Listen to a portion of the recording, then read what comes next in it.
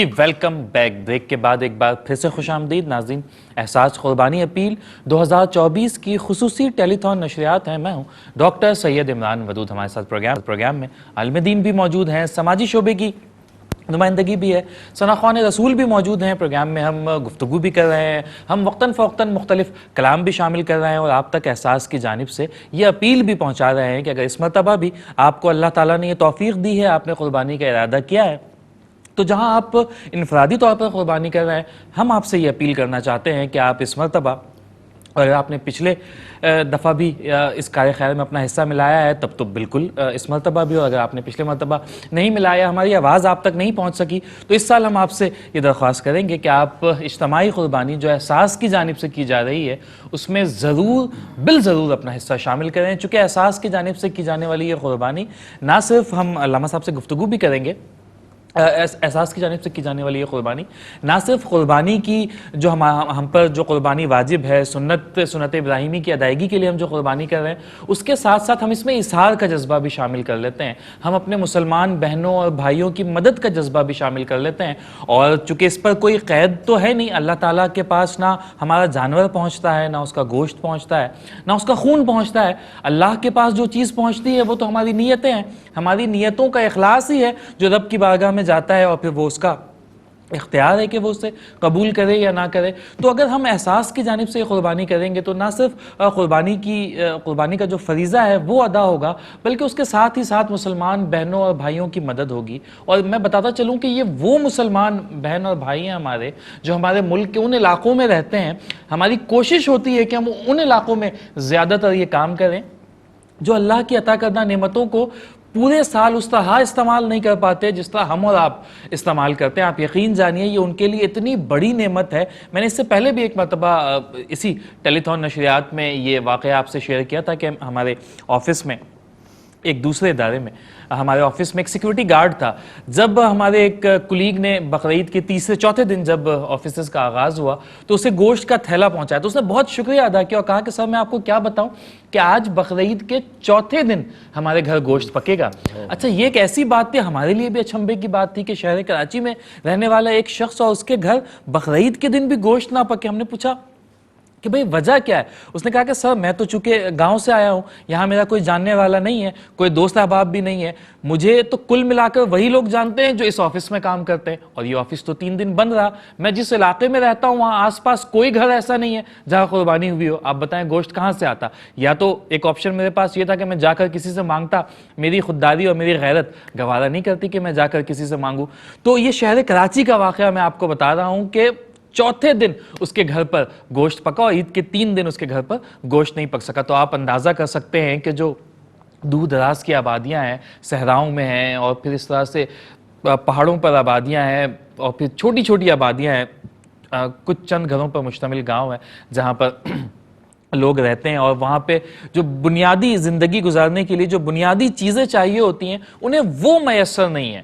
کیا آپ نہیں جانتے کہ پاکستان کے بہت سے علاقے ایسے ہیں جہاں پینے کا صاف پانی میسر نہیں ہے؟ تو آپ اندازہ کر سکتے ہیں گندم کی قلت کا کیا حال ہے. تو پھر وہ گوشت تو ان کے لیے کوئی بہت سنہرا خواب ہی ہو سکتا ہے. تو الحمدللہ احساس اس سال یہ قربانی ایک بار پھر سے کر رہا ہے. آپ سے بھی گزارش کرتا ہے, احساس آپ سے درخواست کرتا ہے کہ آپ آگے بڑھیں, احساس کا ساتھ دیں. انشاءاللہ نہ صرف یہ قربانی علماء کرام کی زیر سرپرستی اور زیر نگرانی کی جائے گی, بلکہ اس کا گوشت بھی انشاءاللہ مستحقین تک بہت احسن انداز میں پہنچایا جائے گا. پروگرام کے پہلے حصے میں میں نے آپ کو یہ بات بتائی کہ ہم نہ صرف کچا گوشت الحمدللہ لوگوں تک پہنچاتے ہیں بلکہ اسے پکا کر بھی ہمارے مختلف دسترخوانوں پر, چونکہ بہت سے ہمارے والنٹیئرز الحمدللہ گراؤنڈ پر موجود ہیں, پاکستان کے طول و عرض میں ہمارے والنٹیئرز موجود ہیں, اور وہ ہمیں فیڈ بیک دیتے ہیں.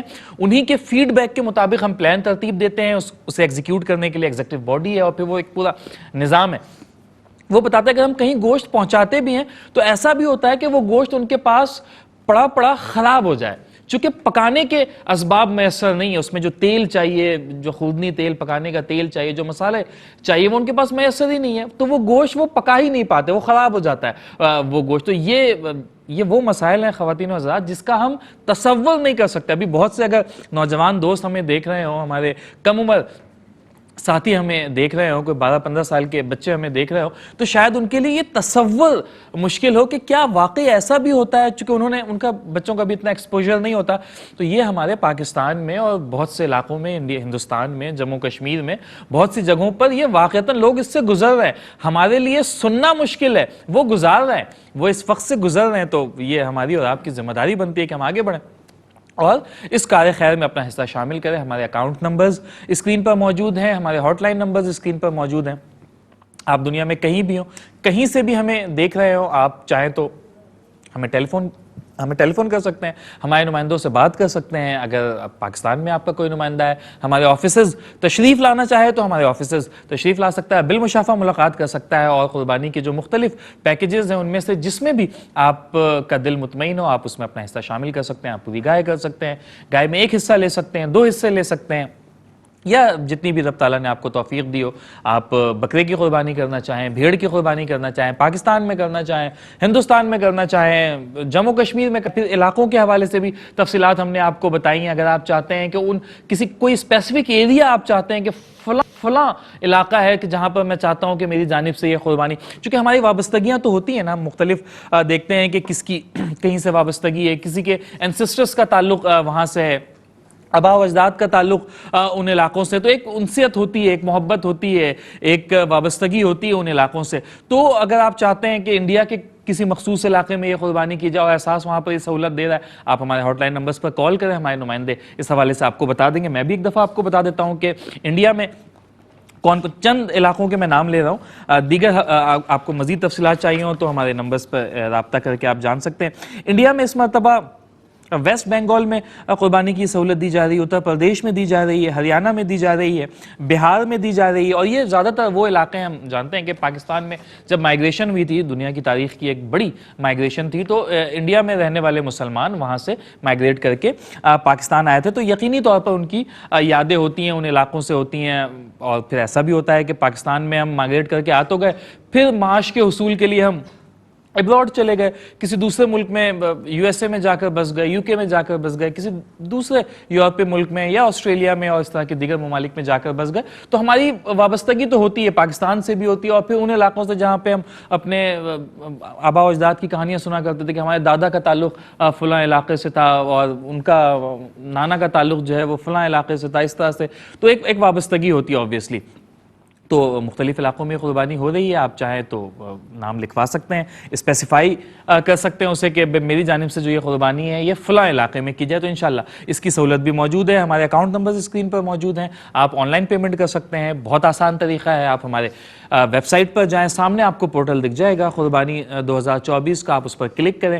پیمنٹ کے ڈفرینٹ موڈز وہاں پر ہوں گے، آپ جس موڈ کو سلیکٹ کرنا چاہیں اسے سلیکٹ کریں. آن لائن بھیجنا چاہیں، چیک کے ذریعے بھیجنا چاہیں، آن لائن ڈپازٹ کروانا چاہیں، انٹرنیٹ بینکنگ کے ذریعے بھیجنا چاہیں، آپ اپنی رقوم ہم تک بھیج سکتے ہیں. اور انشاءاللہ جس طرح سے احساس کا طریقہ کار رہا ہے کہ علماء کرام کی زیر نگرانی، زیر سرپرستی بہت اچھی ایگزیکٹو باڈی موجود ہے، یہ قربانی انجام دی جائے گی اور پھر اس کے بعد کے تمام مراحل کو بھی اسی طرح سے ادا کیا جائے گا جو احساس کا ایک طریقہ کار رہا ہے. پروگرام میں ہمارے ساتھ مہمان موجود ہیں، علامہ احمد سعید نورانی صاحب موجود ہیں، ہمارے ساتھ مولا بخش چاند صاحب موجود ہیں، ہمارے ساتھ حاشر موجود ہیں. میں چاہوں گا کہ پروگرام کے اس حصے میں پہلے آغاز گفتگو کا ہم کریں، اور جس طرح سے ہم پہلے حصے میں بھی بات کر رہے تھے، تھوڑی سی میں چاہوں گا کہ پروگرام کے حصے میں ہم اس کی اہمیت پر، اس کی فرضیت پر، اس کی افادیت پر بھی بات کریں. تو اہمیت سے آغاز کریں گے کہ قربانی کی اہمیت معاشرتی اور دینی اعتبار سے اگر جاننا چاہیں تو کیا بتائیں گے آپ؟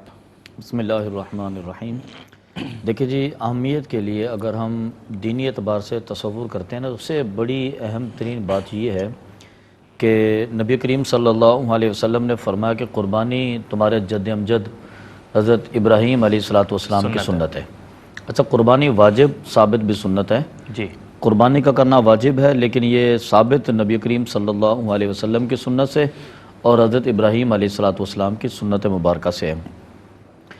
اللہ رب العالمین جل جلالہ نے جہاں پر قربانی کے معاشی فوائد رکھے ہیں، وہاں پر کچھ دینی فوائد بھی بہت سارے ہیں اس کے اندر جی. اور اس کے ساتھ ساتھ اللہ رب العالمین جل جلالہ نے اس کے اندر خدمت خلق کے بھی فوائد رکھے ہیں. جی، ایک جذبہ وہ آپ بھی ہے. اندازہ فرمائیں کہ معاشی حوالے سے کہ قربانی کا جب سیزن آتا ہے تو اس شخص سے جس نے جانور کو پالا تھا، پھر جس نے گھاس اگایا تھا، پھر گاڑیوں کی آمد و رفت، پھر سپر ہائی وے پر ٹریول کرنا، وہاں کے ہوٹلز وغیرہ کا چلنا، پھر منڈی کے اندر آنا، لاکھوں لوگوں کو بلا مبالغہ روزگار کا میسر آنا، اسنیچنگ پھر ہوتی ہے سپر ہائی وے پہ وہ بھی پھر عید قربان پر لاکھوں لوگوں کو روزگار کا میسر آنا بھی اللہ رب العالمین کی طرف سے یقیناً ایک بہت بڑی نعمت ہے۔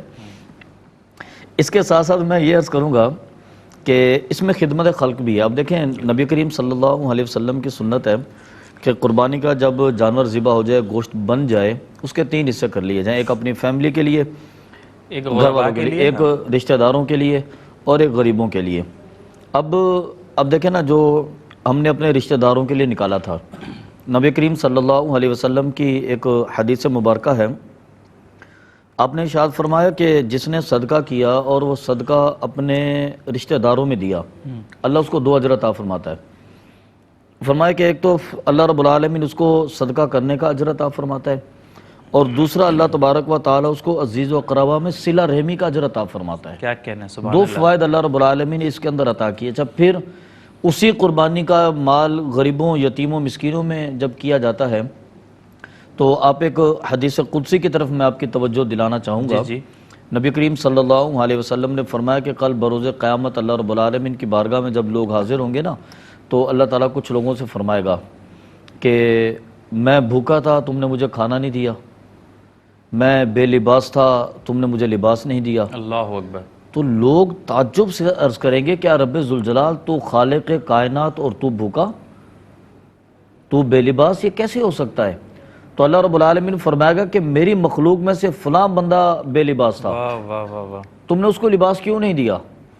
میری مخلوق میں سے فلاں بندہ بھوکا تھا، تم نے اس کو کھانا کیوں نہیں دیا؟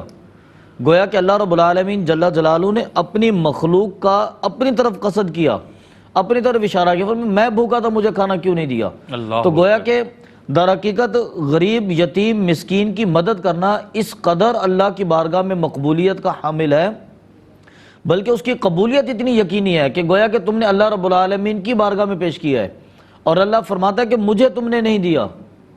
تو اس سے اندازہ فرمائیں، یقین اللہ رب العالمین نے اس کے اندر صلہ رحمی کو بھی جمع فرما دیا، اللہ رب العالمین نے اس کے اندر رشتہ داروں کے ساتھ، قرابت داروں کے ساتھ اچھے سلوک کو بھی داخل فرما دیا، اللہ تعالیٰ نے اس کے اندر غریبوں، یتیموں، مسکینوں کی کفالت کو بھی فرض فرما دیا، اور ساتھ ساتھ اب جو شخص ظاہر ہے کہ ایک حصہ اس نے اپنے اہل خانہ کے لیے بھی رکھا تھا، تو نبی کریم صلی اللہ علیہ وسلم کی کھانا پر خرچ کرنا بھی تو کار ثواب آقا علیہ ہے۔ السلام نے کہ یہ حضور کی حدیث ہے، سرکار نے فرمایا کہ یہ تمہارے لیے صدقہ ہے۔ عرض کی حضور یہ تو ہماری ضرورت بھی ہے۔ آپ نے فرمایا اگرچہ تمہاری ضرورت ہے لیکن پھر بھی تمہارے لیے صدقے کا اجر ہے۔ ظاہر ہے بندہ کماتا ہے تو اپنی اولاد کی محبت میں کماتا ہے، اولاد کو شام کو کھانا دینا، دودھ لا کر دینا، ادویات دینا بندے کی ضرورت ہے، لیکن اللہ رب العالمین فرماتا ہے کہ تم نے اگرچہ ان کی ضرورت پوری کی ہے لیکن پھر بھی میں تمہیں صدقے کا اجر عطا فرماؤں گا۔ کیا کہنا ہے۔ والدین کے ساتھ صلہ رحمی کرنا، اب ظاہر ہے کہ کوئی شخص کماتا ہے اور کمانے کے بعد سب سے پہلے وہ اپنے والدین کی بارگاہ میں پیش کرتا ہے، تو اللہ رب العالمین کی بارگاہ میں بڑا مقبول ہے۔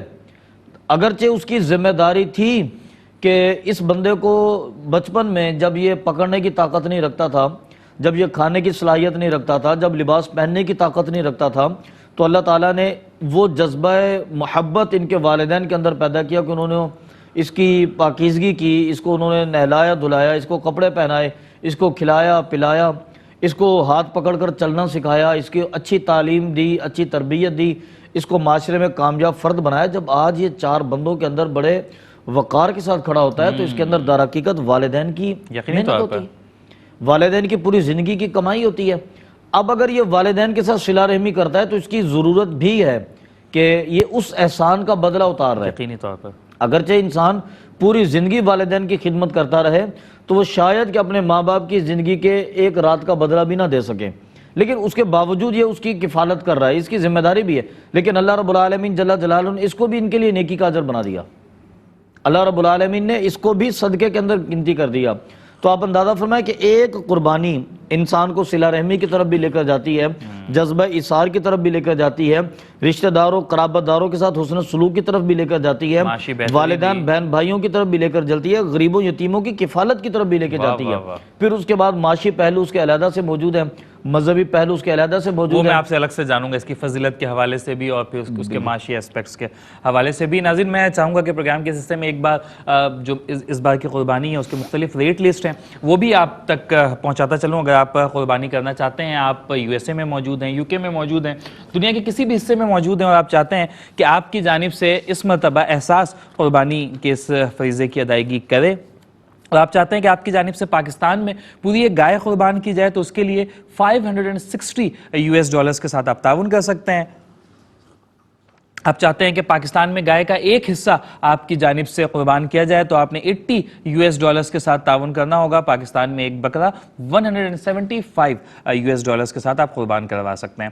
اگر آپ چاہتے ہیں کہ آپ کی جانب سے یہ قربانی ہندوستان میں, انڈیا میں کی جائے, تو وہاں پر پوری ایک گائے کے لیے it's $259. A share in a cow is of $37. اگر آپ چاہتے ہیں کہ انڈیا میں ایک بکرا آپ کی جانب سے قربان کیا جائے تو اس کے لیے $160 کے ساتھ تعاون کرنا ہوگا. جموں کشمیر میں اگر آپ گائے قربان کرنا چاہتے ہیں تو $574 کے ساتھ تعاون کرنا ہوگا. میں علامہ صاحب کی بات سے یہ بھی ریلیٹ کر رہا ہوں کہ جس طرح سے جو صلہ رحمی کا معاملہ ہے, اثار کا معاملہ ہے مسلمانوں کے لیے, رشتہ داروں کے لیے, تو میں تو یہ سمجھ پایا ہوں کہ جو ہمارے دل کے زیادہ قریب ہوتے ہیں اگر ہم ان کے ساتھ صلہ رحمی کریں, والدین کے ساتھ کریں, بیوی بچوں کے ساتھ کریں, بھائی بہنوں کے ساتھ کریں, دوست احباب کے ساتھ کریں, محلے داروں کے ساتھ کریں, تو یہ تو کار ثواب ہے ہی. یعنی کہ ترتیب کے اعتبار سے یہ بات سمجھ آتی ہے کہ جو ہمارے دل سے زیادہ قریب ہیں. تو آپ بتائیں کہ کشمیری جو ہمارے بھائی بہن ہیں وہ ہمارے دل سے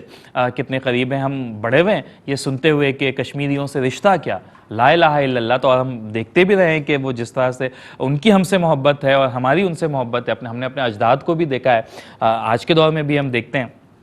تو یقینی طور پر کشمیر کے لوگوں کی ہمارے ساتھ ایک وابستگی ہے. اگر آپ چاہتے ہیں کہ کشمیر میں ایک پوری گائے قربان کریں تو $574 کے ساتھ آپ تعاون کر سکتے ہیں. اگر آپ گائے میں ایک حصہ کشمیر میں لینا چاہتے ہیں تو آپ $82 کے ساتھ تعاون کر سکتے ہیں. اگر آپ چاہتے ہیں کہ کشمیر میں آپ کی جانب سے ایک بھیڑ قربان کی جائے تو $195 کے ساتھ آپ تعاون کر سکتے ہیں. ناظرین پروگرام میں ہم چاہیں گے کہ یہاں پر ایک نعت رسول مقبول صلی اللہ علیہ وآلہ وسلم بھی شامل کریں. حاشر ہمارے ساتھ موجود ہیں اور الحمدللہ لوگ ہمیں کال کر رہے ہیں, اپنا تعاون لکھوا بھی رہے ہیں, اپنی جانب سے جو قربانی ہے اسے بک بھی کروا رہے ہیں. تو ابھی کنٹرول روم مجھے بتا بھی رہا ہے. جی مسز غلام حنف علی صاحبہ ہیں, کہاں سے؟ یو ایس اے سے انہوں نے ہمیں کال کی ہے اور 14 حصے لیے ہیں, یعنی کہ 2 گائے انہوں نے ماشاءاللہ بک کروائی انہوں نے, اور ان کی جانب سے یہ قربانی ہندوستان میں, انڈیا میں یہ قربانی کی جائے گی. تو یقینی طور پر اچھا دیگر دوست احباب بھی ہیں جو کالز کر رہے ہیں. بالکل ٹھیک ہے. اور ابھی ہم بریک میں بھی گفتگو کر رہے تھے آپس میں کہ جو ہم چیز سنتے آتے ہیں نا کہ اگر ہم چھپا کر دیں تو یہ بہت اچھا ہے. تو قرآن کی ایک حدیث, قرآن کی ایک آیت بھی ہے, علامہ صاحب سے میں جاننا بھی چاہوں گا کہ اگر تم چھپا کر دو, یہ بات تو بڑی مشہور ہے نا کہ ایک ہاتھ سے دو تو دوسرے ہاتھ کو پتہ نہ چلے, تو اسی طرح سے یہ بھی ہے کہ اگر تم چھپا کر دیتے ہو یہ تب بھی بہتر ہے, اور اگر تم بتا کر دیتے ہو, ہاں اس میں نیت obviously یہ ہو کہ دوسروں کو تحریک ملے, ترغیب ملے کہ وہ بھی خیر کے کام میں اپنا حصہ ملائیں, یہ تب بھی بہتر ہے. تو ہمارے بہت سے دوست تو کال کر کے ہمیں کہتے ہیں کہ یہ ہماری جانب سے, اور کچھ دوست کال کر کے پھر ہم ان سے اجازت بھی لیتے ہیں کیا ہم آپ کا نام اناؤنس کریں اور دیگر لوگوں کو تاکہ اس سے تحریک ملے. علامہ صاحب ان کے کچھ رشتہ دار ہیں, ان کی مغفرت کی دعا کے لیے بھی انہوں نے گزارش کی ہے. میں چاہتا ہوں کہ ایک دعا آپ مختصر سی کرواتے چلیں ساتھ. بسم اللہ الرحمن الرحیم. اللہم صلی علی سیدنا و مولانا محمد وعلی آل سیدنا و مولانا محمد وبارک وسلم. یا رب العالمین, بالخصوص ہماری محترمہ صاحبہ نے قربانی کے حصے میں 14 حصوں کا تعاون کیا. اے رب ذوالجلال اسے اپنی بارگاہ میں قبول فرما. آمین. جن جن کے لیے قربانیاں کی اے رب ذوالجلال انہیں اجر عظیم عطا فرما. آمین. اور ان کے جو اعز و اقارب, والدین, رشتہ دار, آباء و اجداد جو دنیا سے رخصت ہو گئے ان تمام کی بخشش اور مغفرت فرما.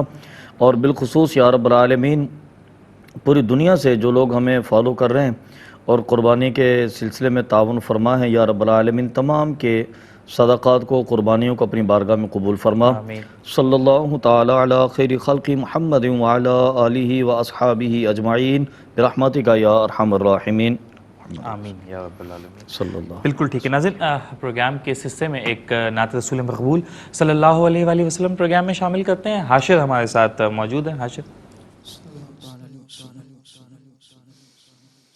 آج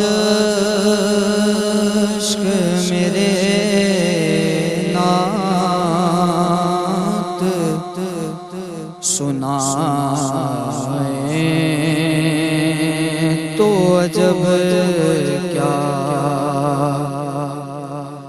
آج عشق میرے نعت سنائے تو عجب کیا، آج عشق میرے نعت سنائے تو عجب کیا، سن کر وہ مجھے پاس بلائے تو عجب کیا، سن کر وہ مجھے پاس بلائے تو عجب کیا، ان پر تو گناہگار کا سب حال کھلا ہے،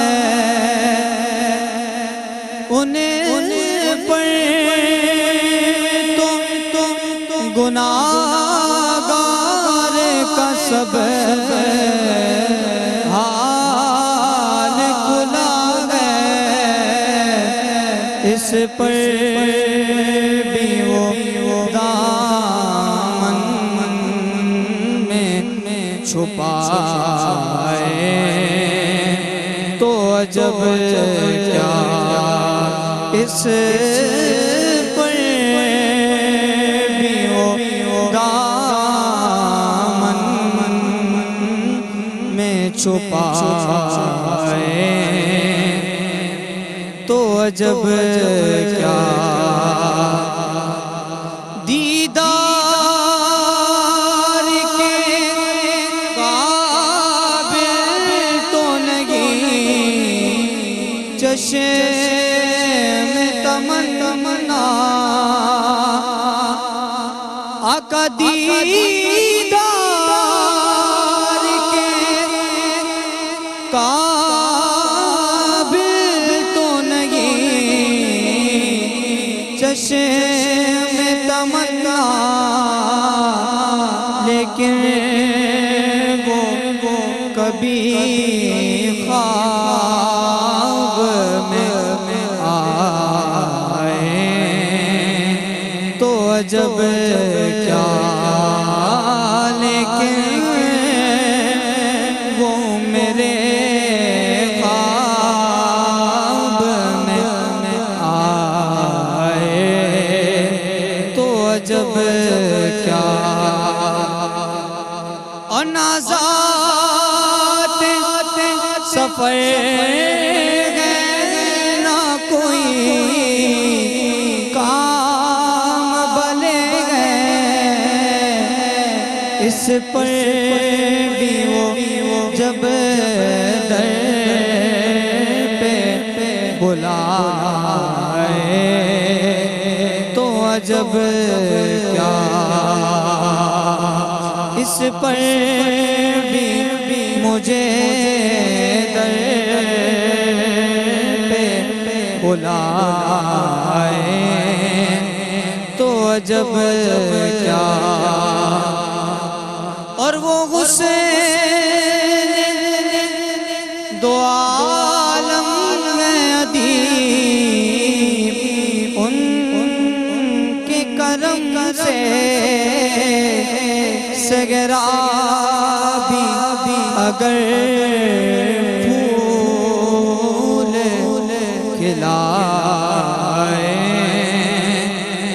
عجب کیا سگیرا بھی اگر پھول کھلائے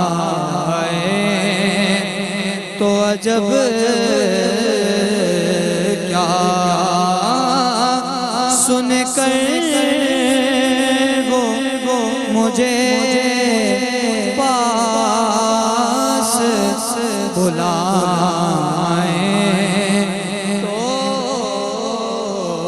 عجب کیا کیا کہنے بھائی، ماشاءاللہ سبحان اللہ. حاشر بہت اچھا پڑھا ماشاءاللہ. سلامت رہیں اللہ تعالیٰ آپ کی خوش الحانی میں مزید اضافہ، مزید برکتیں عطا فرمائیں. چاند صاحب آپ سے جاننا چاہوں گا کہ قربانی میں جو جس طرح سے علامہ صاحب نے اشارہ کیا اس کی اہمیت کے حوالے سے دینی اعتبار سے، میں معاشی اعتبار سے جاننا چاہوں گا. تذکرتاً تو علامہ صاحب نے کیا ہے، آپ دیکھتے ہیں کہ معاشرے میں بہت سے لوگ ہیں جو سالہ سال اسی کاروبار سے وابستہ رہتے ہیں اور پورے سال تیاری کرتے ہیں اور پھر قربانی کا جب وقت قریب آتا ہے تو پھر وہ اس کو بیچتے ہیں اور پھر اس طرح سے. تو ہمارے ملک میں، پاکستان تو ایک ویسے زرعی ملک ہے، ہماری جو ڈیری انڈسٹری ہے وہ دنیا کی چند بڑی ڈیری انڈسٹریز میں اس کا شمار ہوتا ہے. تو یہ قربانی ہی کی برکتیں ہیں کہ اس میں ہمارا اتنا بڑا شیئر ہے کہ جہاں پہ دنیا میں بہت سے ترقی یافتہ ممالک بھی ہیں جہاں کی ٹیکنالوجی بھی زیادہ ہے. آج آپ جانتے ہیں کہ وہ بائیو ٹیکنالوجی بھی انڈلج ہے اور تمام چیزوں کے اندر وہ زراعت میں بھی ایگریکلچر اب وہ نہیں رہی جو پہلے ہوا کرتی تھی. اور اسی طرح سے جو جانداروں کو پالنے کا بزنس ہے یہ بھی اب ویسا نہیں رہا اور بائیو ٹیکنالوجی نے اس کو بالکل ایک ڈائنامکس کو چینج کر کے رکھ دیا. تو آپ کیسے دیکھتے ہیں کہ ٹیکنالوجی کے اس دور میں اور پھر وہ کام کا تسلسل وہ جاری رکھنا اور پھر اس طرح سے معاشی اعتبار سے اپنے آپ کو دنیا کے بڑے ممالک میں برقرار رکھنا، تو یہ قربانی کی برکتیں ہی ہیں اور پھر کیسا ہے یہ معاملہ؟ عمران بھائی اس میں کوئی شک نہیں ہے کہ یہ اللہ تعالیٰ کی طرف سے جو یہ قربانی کی عظمت ہے. ہم اپنے وطن عزیز میں دیکھیں کہ کچھ عرصے سے یہاں جو سیلاب آئے، جو بارشیں ہوئی، اس سے زراعت بڑی متاثر ہوئی ہے. یقیناً جو ہمارے رورل ایریاز ہیں، ٹھیک ہے شہروں کے اندر فارم ہاؤسز ہیں اور اتنی بڑی مقدار میں نہیں ہیں، لیکن جو یہ جانور ہیں یہ جو پاکستان کے انٹیریئر ہے، گاؤں دیہات میں جو دیہات ہے، یہ وہ لوگ اس کی پرورش کرتے ہیں اور بڑی محبت کے ساتھ پرورش کرتے ہیں. دو چیزیں ہیں، ایک اس جانور کی جو عظمت ہے وہ اپنی جگہ پہ ہے جو علامہ صاحب نے فرمائی ہے، آگے ہم اس پہ بات کریں گے. لیکن معاشی طور پہ ان کے جو ذریعے معاش ہے وہ ایگریکلچر اور مویشی پالنا ہے. وہ سالہ سال اس کو تیار کر کے جوان کر کے اس کو پالتے ہیں، اس کی خدمت کرتے ہیں. اور پھر دو چیزیں ہیں، جس طرح ہمارے ہاں ذخیرہ اندوزی کرنے والے اس طاق میں رہتے ہیں کہ ہم نے اس تہوار کے موقع پہ اس کو غلط استعمال کس طرح کرنا ہے، اسی طرح قربانی کے دنوں میں جو جانور ان کو جن سے خریدتے ہیں ان کو وہ قیمت ٹھیک نہیں دیتے، لیکن وہاں سے خرید کے لانے والے اس کو دگنی قیمت میں آ کے اپنے ہی مسلمان بھائیوں کو دیتے ہیں، ڈبل منافع کمانے کے لیے. جو اسلام اس کی ممانت ہے کہ آپ اس کی ناجائز منافع نہ کریں. جنہوں نے اس کو پالا، جنہوں نے اس کی پرورش کی، ان کو اتنی اجرت نہیں مل پا رہی ہے جتنا خرید کر جو کم میں بیچنے والے ہیں. تو یہ معاشی طریقے سے معاشی جو اس کے وسائل ہیں اس کے اندر بہت لازم ہے، کیونکہ اس کو چھوٹے سے جانور کو اس عمر تک جو ہے جو خدمات کی جاتی ہیں اس پہ خرچے آتے ہیں. گاؤں دیہات کے جو لوگ ہیں وہ کہتے ہیں کہ ہم خود بعد میں کھاتے ہیں، پہلے اپنے جانوروں کو جنہیں ہم نے پال رکھا ہے انہیں ہم پہلے چارہ دیتے ہیں کہ وہ ہمیں بددعا نہ کریں. ایسا ہی ہے، کیونکہ وہ تو ان کے اولادوں کی طرح ہیں. جانور جس پہ ڈیپینڈ کرتے ہیں ہمارے جو رورل ایریاز میں جو لوگ ہیں وہ ان کے بغیر وہ رہ نہیں سکتے، کیونکہ وہ تو مویشی پالنا جو ہے ان کے لیے ایک شو کے ساتھ ساتھ ذریعہ معاش بھی ہے.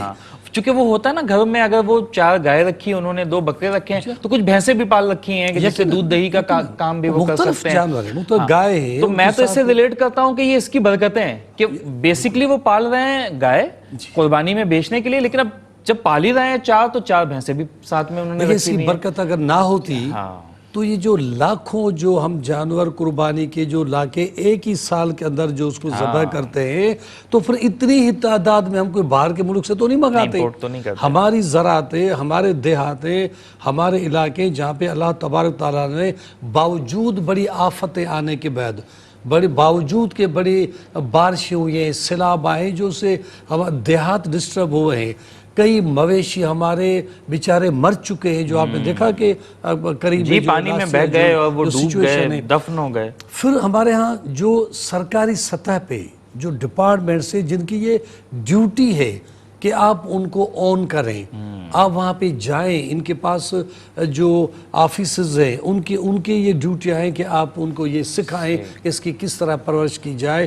دیکھیں قربانی کے لیے تو وہ جانور چاہیے جو چاق و چوبند ہو، اس پہ کوئی نقص نہیں ہونا چاہیے، اور یہ اسی لیے کہتے ہیں کہ آپ اس جانور کے ساتھ اتنی انسیت پیدا کریں کہ آپ کو پہچانے لگیں، اس کی خدمت کریں۔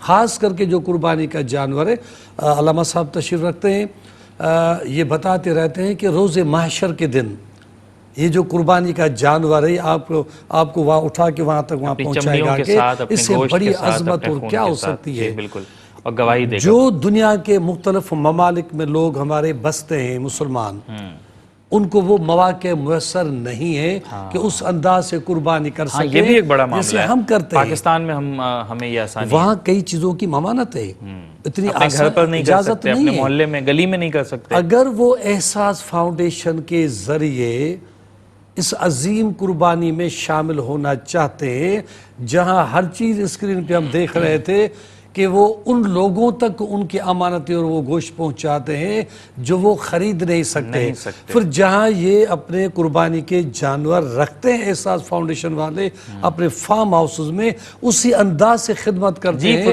ان کی پرورش کرتے ہیں جو نظر آ رہا ہے اس کے اندر جو ہے۔ تو میرے خیال میں کہ اس کے اندر جو ہے ان کو یہ بھی دیکھیں، یہ حلال کی برکتیں ہیں کہ ایک طرف ایک ایسا جانور ہے جسے روزانہ قربان کیا جاتا ہے، عام دنوں میں بھی گوشت کے حصول کے لیے تو قربان کیا جاتا ہے، اور پھر جب بقرعید کا وقت آتا ہے، پاکستان میٹ ایکسپورٹر بھی ہے، عرب ممالک میں جو بیف ہے اسے ایکسپورٹ کرنے میں بھی ایک بڑا حصہ پاکستان کا ہے۔ پھر جب بقرعید کا وقت آتا ہے، یہ مہینہ آتا ہے، تو لاکھوں کی تعداد میں بلا مبالغہ، اور شاید کروڑوں میں، یا میں تھوڑا سا ایکسیڈ کر رہا ہوں، کروڑ تو نہیں ہوگا لیکن پھر بھی 30 40 50 لاکھ جانور تو قربان کیے جاتے ہوں گے، اس کے باوجود اس میں کمی نہیں ہوتی۔ اور جو حرام ہے، جسے اللہ نے جس کا گوشت حرام قرار دیا ہے، وہ ایک وقت میں ان کی بلیڈنگ بھی زیادہ ہوتی ہے نا، 5 6 گائے میں تو اتنی نہیں ہوتی ہے، بکروں میں تو اتنی نہیں ہوتی، 1 2 میکسیمم کنڈیشنز پر 3 تک بات جاتی، لیکن زیادہ تر کیسز میں 1 یا 2۔ اس کے باوجود بھی آپ دیکھیں کہ اس میں اللہ نے کتنی برکت رکھی ہے۔ اللہ کا کرم ہے، آپ دیکھیں حج کا فریضہ کتنا عام ہے، اور جب حجاج کرام آپ اس سرزمین پہ جو اپنا فریضہ ادا کرتے ہیں، اس کے بعد کتنی بڑی تعداد میں قربانی ہوتی ہے قربانی کے جانوروں کی۔ تو پھر آپ ہی کا سوال ہے، 30 لاکھ حاجی ہیں تو 30 لاکھ قربانی ہوتی ہوگی کم سے کم، کم سے کم 30 لاکھ ایک سال کے اندر اتنے قربانی کے جانوروں کا تو صرف عرب میں، سعودی عرب میں، بلکہ مکہ میں، صرف مکہ میں، عرب بھی پورا نہیں۔ ہمارے ہاں تو پاکستان کے اندر میں نے کہا نا کہ اس انداز سے ہم اس کی سہولیات ہمارے پاس زیادہ نہیں ہیں، کیونکہ ایک یہ بہت امپورٹنٹ بات ہے معاشی لحاظ سے۔ اچھا، اسے معذرت قطع کلامی، میں ایک معاشرتی پہلو جاننا چاہوں گا، اس میں آپ کا کیا ٹیک ہے؟ میں علامہ صاحب سے بھی پوچھوں گا یہی سوال کہ قربانی کی سہولت کی آپ نے بات کی نا، تو اس میں 2 نظریات رکھنے والے لوگ ہیں۔ ایک یہ کہتے ہوں گے کہ یار یہ تو بڑا اچھا ہے کہ گلی میں جانور قربان نہیں ہو رہا، خون نہیں بہہ رہا اس کا، اور تعفن نہیں پھیل رہا، اوجڑیاں بھی جو ہے وہ نہیں، جو ہمارے پاکستانی کلچر میں، معاشرے میں ایک چیز ہے کہ وہ ہوتا ہے، پھر صفائی ہو جاتی ہے اوبویسلی، تو مطلب کچھ وقت کے بعد جو ہے وہ صفائی ہو جاتی ہے۔ اور جو یہ ممالک ہیں، یورپی ممالک ہیں، وہاں پر یہ سہولت دستیاب ہی نہیں ہوتی، وہ تو ایک خاص جگہ پر۔ تو اب یہ جو 2 نظریہ ہے وہ رکھنے والے لوگ ہیں، مطلب 2 قربانی کا نظریہ کہہ لیجئے اس کو، تو کچھ کہتے ہیں کہ نہیں یار بھائی گلی میں جو ہوتی ہے اس کا مزہ الگ ہے، اور کچھ کہتے ہیں کہ نہیں بھائی وہ صفائی سے۔ تو آپ کس نظریے کے زیادہ حامی ہیں؟ دیکھیں، خوشی جتنی مل جل کے بانٹیں، جس کے اندر کسی کو تکلیف نہ ہو، کسی پڑوسی کو، کسی وہاں کے برابر میں رہنے والے کو اگر کسی بھی ادا سے آپ نے اس کو پریشان نہیں کیا، تکلیف پیدا نہیں کی، تو میں سمجھتا ہوں کہ یہ تو سر عام جو ہے مل جل کے قربانی کرنی چاہیے، اس پہ یہ نہیں سوچنا چاہیے ہم لوگ چونکہ بورن اینڈ ریز یہاں کے نا، اس لیے ہمیں یہ والی چیزیں زیادہ لیکن اچھی ہم لگتی پاکستان کے اندر جو ہے نا، ہم جو ہے یہ تہوار بڑی خوشی کے ساتھ جو مل جل کے جو ہے، آپ دیکھیں ایک ہی بچوں اور نوجوانوں کا ایک بڑا معاملہ رہتا ہے۔ یہ ایک اچھا میسج بھی ہے کہ ایک آدمی خواہش رکھتا ہے کہ اگر میرے اللہ نے مجھے بھی دیا تو وہ دیکھ کر کہتا ہے کہ اگلے سال میں بھی قربانی کروں گا، کیونکہ وہ اس کی ادائیگی دیکھ رہا ہے وہاں پہ آ کے. اگر ایک ہی محلے میں ایک ہی پڑوس میں مختلف ساتھی ایک ہی جگہ پہ قربانی کرے جا رہے ہیں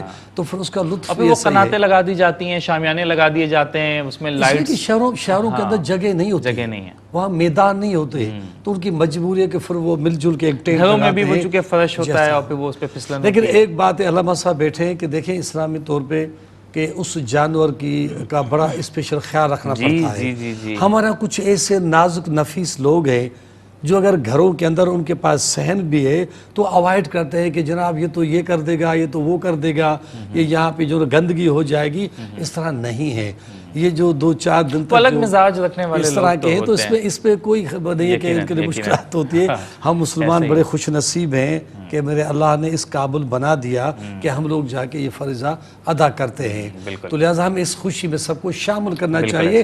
اور ان لوگوں کو جو گوشت بیچارے سالوں سال لے نہیں سکتے, دیکھ نہیں سکتے, خرید نہیں سکتے, اور پھر ابھی آپ نے جیسے ابتدا میں فرمایا کہ گوشت اگر ان کو مل بھی جائے تو ان کو پکانے کے لیے بھی بہت سی چیزیں درکار ہیں. تو ہم پر لازم ہے کہ ہم جن کو اللہ نے یہ وسعت دی ہے کہ آپ ہفتے میں ایک دفعہ آپ گوشت لیتے ہیں, کھاتے رہتے ہیں, تو ہمیں سوچنا چاہیے ایک مسلمان ہونے کے ناطے کہ میرے پڑوس میں, میرے خاندان کے اندر, یا جہاں پہ آپ کا علاقہ ہے وہاں اس طرح کے جو محتاج لوگ ہیں ان کو آپ پر لازم ہے کہ اللہ تعالیٰ نے جب آپ کو دیا ہے اس میں ان کا حصہ ہے جو آپ کو ادا کرنا پڑے گا. بالکل ایسے ہی. اور دیکھیں یہ تو جان صاحب جو گراؤنڈ ریئلٹیز ہوتی ہیں نا, یہ تو ہمیں بھی یہاں شہر میں بیٹھ کر پتہ نہیں چل سکتی. یہ ہمارے نمائندے, میں سیلاب کی بات آپ کو بتاؤں کہ جب وہاں پر کھانے پینے کی چیزیں بھجوائی گئیں تو پھر وہاں سے ہمارے والنٹیئرز نے, نمائندوں نے یہاں خبر بھجوائی کہ جو کھانے پینے کی چیز یہاں پر آ گئی, ہمارے پاس تمام وسائل بھی ہیں لیکن پکانے کا کوئی انتظام نہیں ہے. گیس تو ندارت, گیس تو موجود ہی نہیں. پھر جو لکڑیاں ہیں وہ تو شہروں میں آتی ہی گاؤں دیہاتوں سے, اور وہ گاؤں دیہات کا جو علاقہ ہے وہ تو سارے کا سارا پانی میں ڈوبا ہوا ہے. تو لکڑیاں گیلی, اب لکڑیاں جلائی نہیں جا سکتی, گیس وہاں پر موجود نہیں ہے, سلنڈرز وغیرہ بھیجنے کا کوئی انتظام نہیں ہے. تو پھر یہ بات ہمیں سمجھ آئی کہ اب یہ وقت ہے وہاں پر کھانے پینے کی چیزیں جسے ہم کہتے ہیں خشک غذائی اجناس, وہ پھر وہاں پہ ہم نے بھیجنی شروع کی, اور بسکٹس اور کیک, اور پھر وہ پکا کر یہاں سے دیگیں, اور پھر سالن اور روٹیاں. تو یہ بھی ہمیں جب گراؤنڈ ریئلٹیز پتہ چلتی ہیں تو پھر اس کے مصداق جو ہے وہ لی جاتی ہے. علامہ صاحب آپ کا کیا نظریہ ہے اس میں کہ کون سی قربانی زیادہ آپ کو اچھی لگتی ہے, کہ گلی صاف ستھری رہے اور وہ کوئی ایک مخصوص جگہ ہو ٹاؤن کی جانب سے یا یو سی کی جانب سے, وہاں پہ جس طرح سے یورپی ممالک میں ہوتا ہے, یا آپ کو لگتا ہے کہ نہیں وہ جو ایک ہمارا ٹریڈیشنل طریقہ کار ہے اور پھر گلیوں میں ہم قربان کرتے ہیں اور وہ سارے لوگ مل کر. تو آپ کو یہ میں ویسے ہی پوچھ رہا ہوں معاشرتی اعتبار سے, اس میں کوئی دینی پہلو اور وہ ابھی میں آپ سے نہیں پوچھ رہا کہ آپ کا نظریہ آپ کس سائڈ زیادہ ہے. نہیں پہلے تو میں چاہوں گا کہ آپ ویسے ہی اپنا ملان بتائیں نا. ملان اصل میں یہ ہے کہ اصل میں نا جو علاقائی رسم و رواج ہوتے ہیں وہ سمجھ لیں کہ ہر شخص کی گھٹی میں پڑے ہوتے ہیں.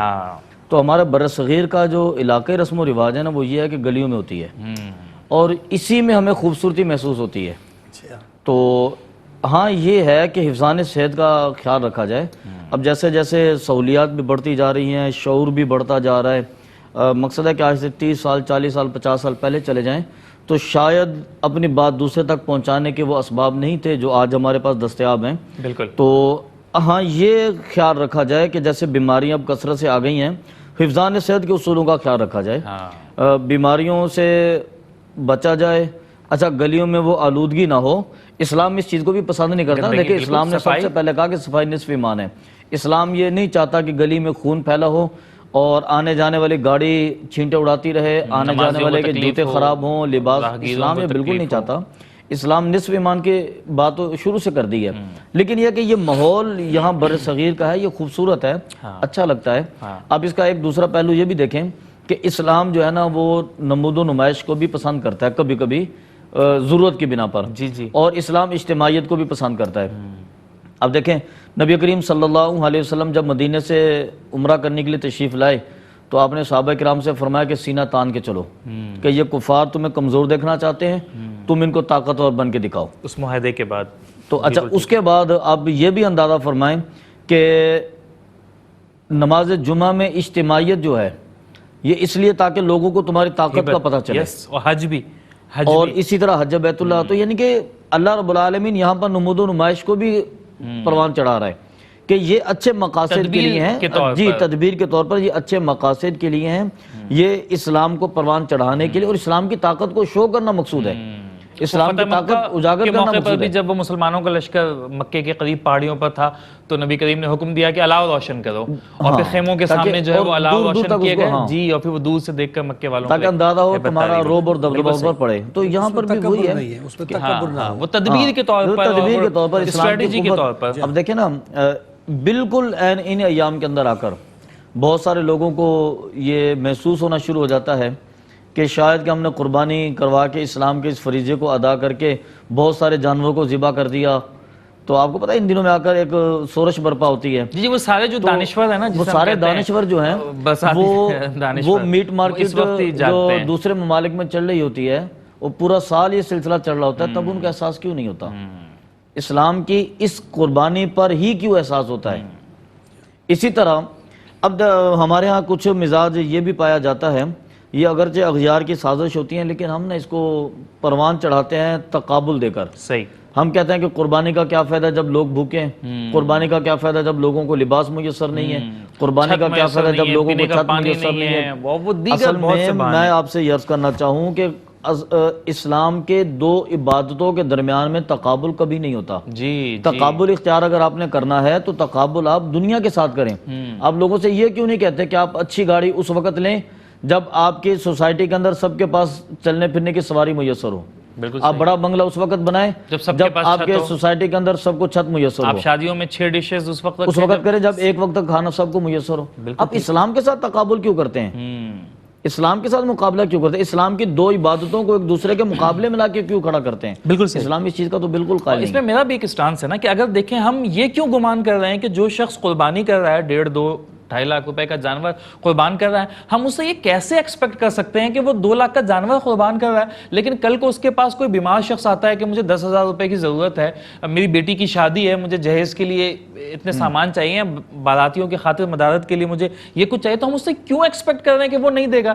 ہمیں تو اس سے ہی زیادہ ایکسپیکٹیشن ہونی چاہیے کہ بھائی یہ تو وہ شخص ہے جو اللہ کی راہ میں خرچ کرتا ہے، ہم نے دیکھا ہے جی بالکل یہ خرچ کرتا ہے، اور اس سے زیادہ امید ہونی چاہیے کل کرے گا۔ اس کے پاس کوئی ادارہ ہے کہ بھائی فلاں جگہ پانی کا کنواں کھدوانا ہے تو وہ تو زیادہ تعاون کرے گا اس سے اور معاشرتی طور پہ دیکھیں تو لوگ ریکویسٹ بھی ان کے پاس ہی آ کر زیادہ کرتے ہیں جن کو وہ دیکھتے ہیں کہ وہ یہ سارا کچھ کر رہے ہیں، یہ کام کر رہے ہیں، بالکل۔ تو وہ اچھائی کے لیے راستہ بناتی ہے، اچھائی برائی کے لیے راستہ نہیں بناتی، یہ سمجھنے کی بات ہے۔ اور پھر لوگ دیکھتے ہیں کہ یہ ادارہ یا یہ شخص جو ہے یہ اچھا کام کر رہا ہے جو نظر آ رہا ہے اور اس سے کسی کو تکلیف نہیں آ رہی تو وہاں لوگ رجوع کرتے ہیں اور خود اس کی خدمات کو تو اللہ تعالیٰ قبول فرما رہا ہے، لیکن بات صرف یہ ہے کہ ہم لوگ جس چیز میں تکبر نہ ہو، غرور نہ ہو، وہ دکھاوا نہ ہو کہ کسی اور جس کے پاس وسائل نہیں ہیں اس کو دکھانے کے لیے سب کچھ کر رہا ہو اور اس کو تانے دے رہا ہو کہ دیکھیں جی میں نے تو یہ کر دیا، میں نے تو یہ کر دیا، اس کو یہ فیل نہ کرائے،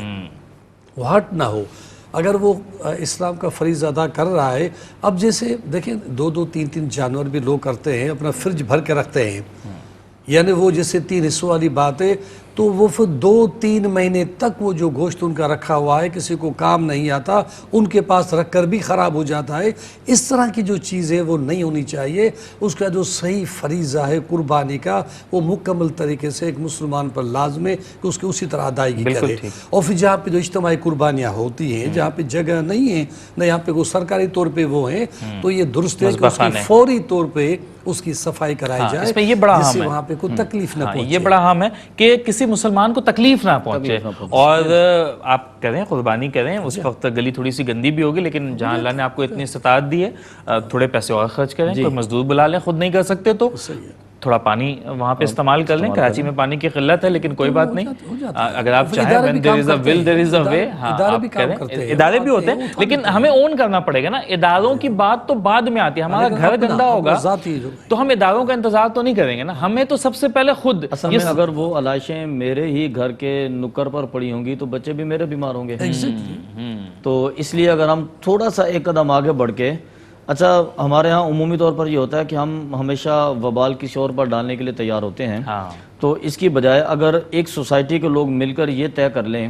کہ ہم قربانیاں اپنی جگہ پر کرنے کے بعد آلائشیں یہاں پر جمع کر دیں گے. بالکل صحیح. سرکاری ٹرانسپورٹ وہاں سے اٹھا لیں, لیکن ایک سوسائٹی کے لوگ اگر ایک جگہ پر جمع کر لیں تو اس میں کیا حرج ہے؟ بہت اچھا پیغام ہے یہ, بہت تو اچھا پیغام کرنا اس بھی میں یہی پھر چاہیے. خون کو بھی صاف کر لیا جائے جو اچھا, دیگر اسی طرح گندگی جیسے اب ہوتی ہے. یہ بڑی اچھی بات ہے کہ اگر ہم نے 2.5 لاکھ کا جانور ذبح کیا ہے تو 2,500 کا سویپر بلا کر گلی بھی صاف کر سکتے ہیں. بالکل.